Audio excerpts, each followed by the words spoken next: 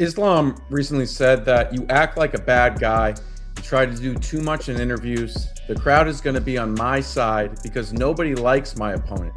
We will make him humble. Do you factor in what the crowd is going to be like on Saturday night? Do you not really pay any attention to that? I couldn't care less. Ahead of my fight with Bilal Muhammad in Qatar, I walked out to booze. Go back and listen to the audio 30 seconds into the fight. Let's go, Garry, let's go. Dude, this sport is a pantomime. I couldn't care less what people think of me.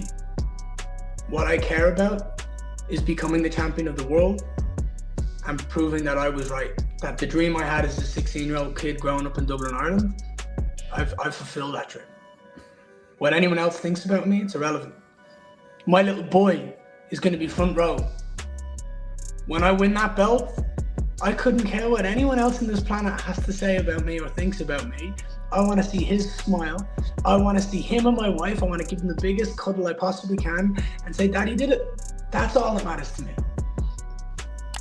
But if you look at the people we've fought, so if you look at my last 5 opponents versus Islam's last 5 opponents, in my opinion, it's not a discussion who's more difficult. When you look at who I fought, Bilal Muhammad, Shavkat Rakhmonov, Carlos Prates, MVP, those 4 are 4 of the trickiest fighters on the planet. All of them present real danger. When you look at JDM, Renato Moicano, Dustin Poirier, and the other 4th one, I think, was Volkanovski, if I'm correct. I believe so, yeah. As much as Volkanovski is a legend of the sport and Dustin Poirier is a legend of the sport, they're not as dangerous as the guys I've just mentioned. Not only that, every single one of them is bigger, longer. Shavkat was 18-0 and 18 finishes when I fought him. He had like 10 knockouts and 8 submissions. Carlos Prates had an 11-fight win streak by knockouts when I fought him. I've been fighting the highest level of MMA fights against the toughest opponents. When I step into this octagon against Islam Makhachev, I'm going to prove to the world why Ian Machado is truly great. It's a fact, in my opinion, that when I'm the champion of the world, the welterweight division is better off.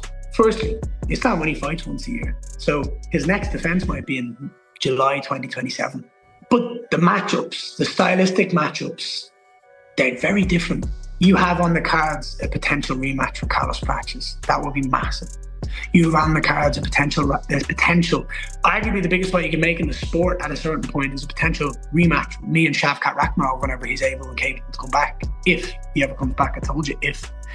You have a potential matchup with me and Michael Morales, Gabriel Bonfim. You have Sean Brady's in the mix. You have Medic coming up. The welterweight division is the greatest it's ever been. And it's the most stacked it's ever been. It's the best division in the sport right now. There's no arguments about that. From top to bottom, the best division. When I'm the champion of the world, there's going to be more activity. There's going to be more high-level fights. The fans, everybody, I'm promising you now, it's the best thing for the sport. Me going out there and beating Islam, it's going to be a hell of a... Yeah, he seems to really like respect you and your greatness and everything that you've done, but he also says, you know, like he wants to beat you in your own world on the ground, and he's going to bounce your head off the canvas and stop history from happening. What do you make of this? Bro, I saw his couple interview. Honestly, he looks very bad in this interview. Better for him training more and do less interview, you know. It's look like somebody in the house control him and tell him what to say in the interview, you know. He looked very bad in the interview, honestly. Islam Makhachev decision. Reasons why? I just think that he's got more chance of him controlling the fight than Ian landing something. That being said, I think it's completely possible that Ian can win. And I'm not 100% confident in my prediction either. But I can't think that anybody in the welterweight division is going to beat Islam at the moment. Do you think The championship rounds as well play a part in it, if obviously it gets to 4 and 5. And maybe a little bit, but Ian's never showed any signs of like fatigue or getting tired late in the late rounds or anything like that, so I wouldn't be surprised if no, I think Ian's going to be fit the whole way through. I don't think that has any issues in my mind anyway. Islam Makhachev versus Ian Machado. Garry, what do you make of that matchup? That's a great fight. Look, it's a great fight. Ian Garry for a long time has been saying that, he is the future. Obviously, it's his nickname. Like, he sees himself as being there with the belt. He's visualized it, but now he's got Makhachev in the division. And I mean, Makhachev's got the kryptonite for every single person in the division. No matter where the fight goes, he's got the skills to challenge you and to cause you issues. Like, of course, since Ian Garry's, been spending time in Brazil, been working on his jiu-jitsu, he's going to be far more confident in his ground game. But at the same time, I don't know if you're going to be able to replicate what Islam Makhachev can do to you. I think you would have to be in the wrestling room in Dagestan to really feel that kind of pressure. And Makhachev's at the top of that pile. Like, everybody in that gym is working towards where he is, and everybody in that gym's a killer. Like, I just don't know if you're going to be able to find the same kind of look that you're going to need to be able to deal with Makhachev. And I think now he's moved up to welterweight. I just think he looks physically so much healthier and stronger. Ian Garry's a slick striker, but he needs to damage Makhachev. He can't play the 25 minutes of picking and poking because Makhachev will get to him. And what stood out about me was his ability to improve over the years and fight by fight.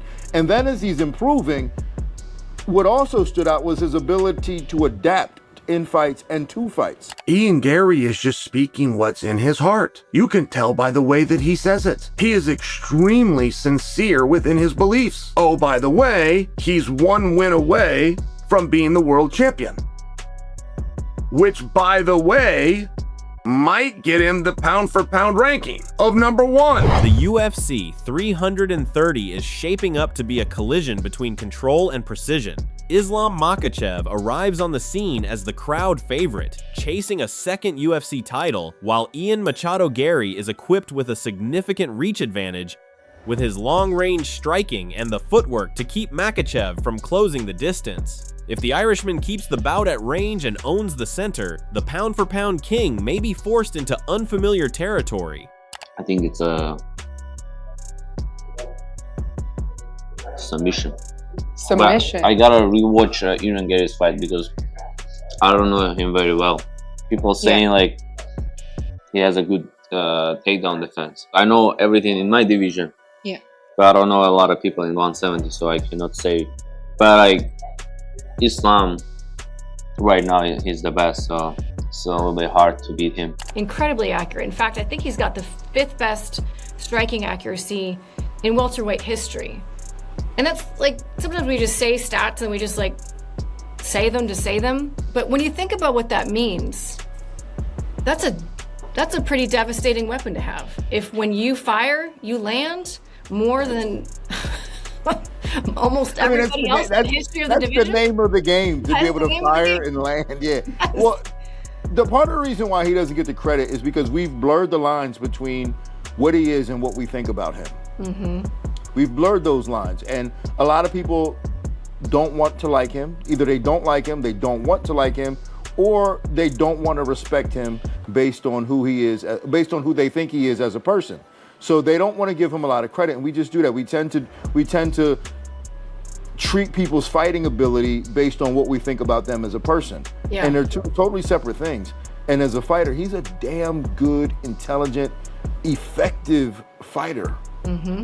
He finds ways, and you almost look at it as you can't look at his other fights and use that to determine how he's going to fight Makhachev. The part that I believe I'm studying the most, it's the absolute confidence that this young man has. He doesn't know he's going to upset part of the world. He doesn't know that he's going to be embraced. He was just saying what was on his mind. But he's got something here. He's got a hold of a tool that's red hot if he wants to use it. That's the fight I've been waiting for, really, because all my Muslim friends are like, Islam! And I'm like, I don't know, pal. That's a big man. And Ian Machado Garry, I don't think will get tapped out to a darts in the first round. I mean, and that is Islam's big deal right there. You know, he's got such a strength. Islam has, you know, they always brag about it, whatever, but you can just see it when he gets in on a single or holds that head and arm choke or whatever the hell submission comes. You can just see like raw coils of Dagestani power coming out of that guy.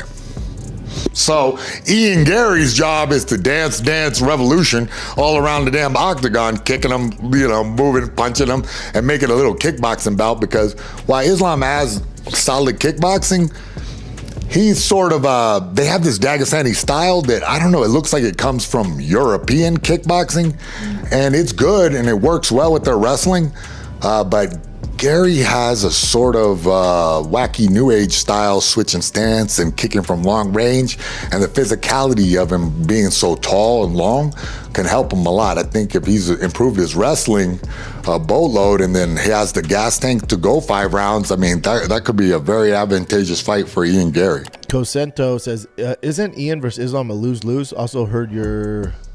Oh, interesting. Isn't Ian versus Islam a lose-lose? No, because Islam sets records if he wins, right? Most wins in a row, title defenses, stuff like that.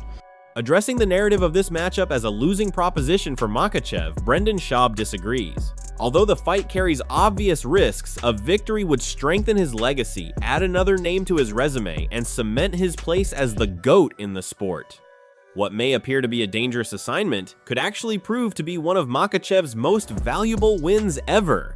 Exalted Born, Brendan, forget Ian Garry's personality. Does movement, length, and takedown defense give Islam his toughest match at 170, or does Islam still dominate?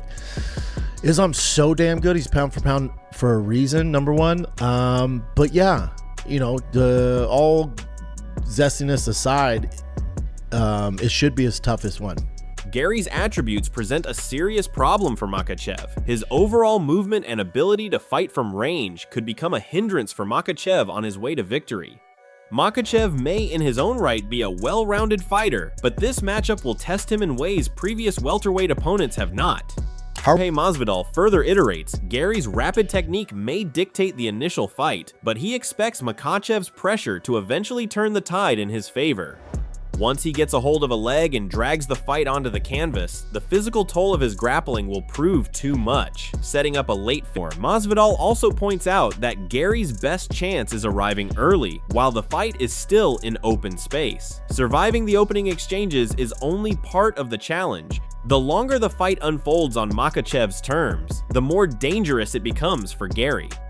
Beyond the title defense itself, Javier Mendez believes that this fight is loaded with massive legacy implications. While Garry may be a formidable opponent, he expects Makhachev to turn in another dominating performance. This, coupled with the records Makhachev has shattered, would certainly make him a top contender for the GOAT list. Garry himself is erupting with confidence, walking into UFC 330, convinced he has the movement and striking discipline to disrupt Makhachev's approach. He is unfazed by the public favor towards his opponent, but however, this also raises the stakes. If his confidence fails to show in his performance, the champion's pressure could quickly take over. While Michael Bisping also favors Makhachev to win, he does not dismiss Garry as a stylistic threat. His height, speed, and precision attributes all culminate into making him a very tricky opponent for Makhachev. In a massive octagon, Garry's ability to stay mobile and circle away could keep him out of danger and make it difficult for Makhachev to pin him down. However, as Luke Thomas describes it, Makhachev's ability to win in virtually any style places him in rare air, with his only career loss coming over 11 years ago. While he previously fought in the shadow of Khabib Nurmagomedov, a victory over Ian Garry completely alters his legacy. A win would mark Makhachev's 17th consecutive UFC victory, putting him among an elite group of champions who have defended belts across 2 divisions. Furthermore, defeating a legitimate top-ranked contender could be the ultimate stamp on Makhachev's resume. Overcoming a challenger of Garry's caliber leaves little room for debate, pushing Islam firmly into the conversation for the greatest MMA fighter of all time. Makhachev's team clearly understands the danger Garry presents, but the challenger's chances may depend on one crucial factor, which is space. If Garry can keep the fight at his preferred range, he has a chance to frustrate the champion and control the tempo. The issue that arises is that Makhachev's pressure can erase that distance quickly, turning a technical striking battle into a physical grappling contest. Whether Garry's height, fluid footwork, and elusive point fighting can unravel the champion, or Islam Makhachev's smothering pressure and lethal clinch work will solidify his claim as the greatest of all time, UFC 330 is set to deliver an incredible stylistic showdown. As Fight Night approaches, the only certainty is that two elite strategists will step into the octagon, and one of them will leave as the undeniable king of the division.